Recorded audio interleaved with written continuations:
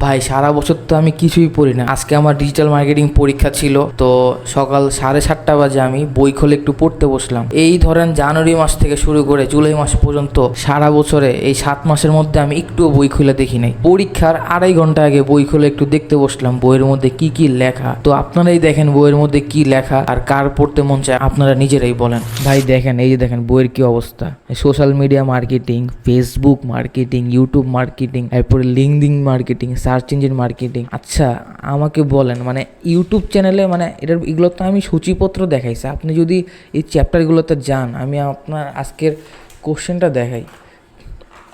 আজকে পরীক্ষার কোশ্চেন দেখেন। পরীক্ষার কোশ্চেনে আসছে কি, ইউটিউব গাইড অনুযায়ী একটি ভিডিও আপলোড করার ধাপগুলো আলোচনা করো। মানে ইউটিউবে কীভাবে ভিডিও আপলোড করতে হয়, ফেসবুকে কীভাবে একটা গ্রুপ তৈরি করতে হয়, এগুলো বড় কোশ্চেনে আসছে। আর ছোটোগুলো তো বাদই দিলাম, লিঙ্কডিন কী জিনিস, ফেসবুক গ্রুপের কাজ কি।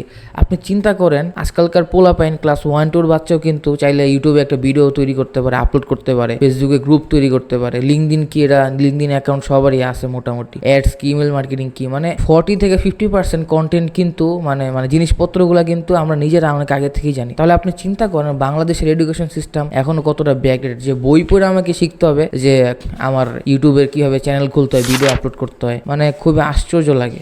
এরপরে বইয়ের ভাষাগুলোও ভাই এমন অদ্ভুত জিনিস, মানে একটু মজা না। বাংলা ভাষায় যদি এগুলো থাকে, ক্যানভা টেনভা হাবি যাবি, এই দেখেন কীভাবে কী খুলতে হয় না খুলতে হয়, মানে খুবই আশ্চর্য। লিঙ্কডিন কি, দেখেন লিঙ্কডিন হচ্ছে একটি পেশাদার প্ল্যাটফর্ম, মানে প্রফেশনাল প্ল্যাটফর্ম না, পেশাদার প্ল্যাটফর্ম। কি বলবো থাক ভাই, বাংলাদেশের এডুকেশন নিয়ে বলে লাভ নেই, নিজেদের এডুকেশন নিজেরাই করতে হবে। দেখেন যেসব টপিকের কথা বলা হয়েছে এখানে, মানে এগুলো আমি অনেক আগে থেকেই প্র্যাকটিস করি। হয়তো বা 2-1টা টেকনিক্যাল জিনিস প্রতিনিয়ত আমার নতুন করে শিখতেই হয়। এই টেকনিক্যাল জিনিসগুলো জানার জন্য আপনি কখনোই বই পড়ে শেষ করতে পারবেন না। কারণ দেখেন বইয়ের কিন্তু একটা লিমিটেশন আছে। একসময় বইয়ের পৃষ্ঠা শেষ হয়ে যাবে, আপনার জ্ঞানের সীমা অতটুকুই।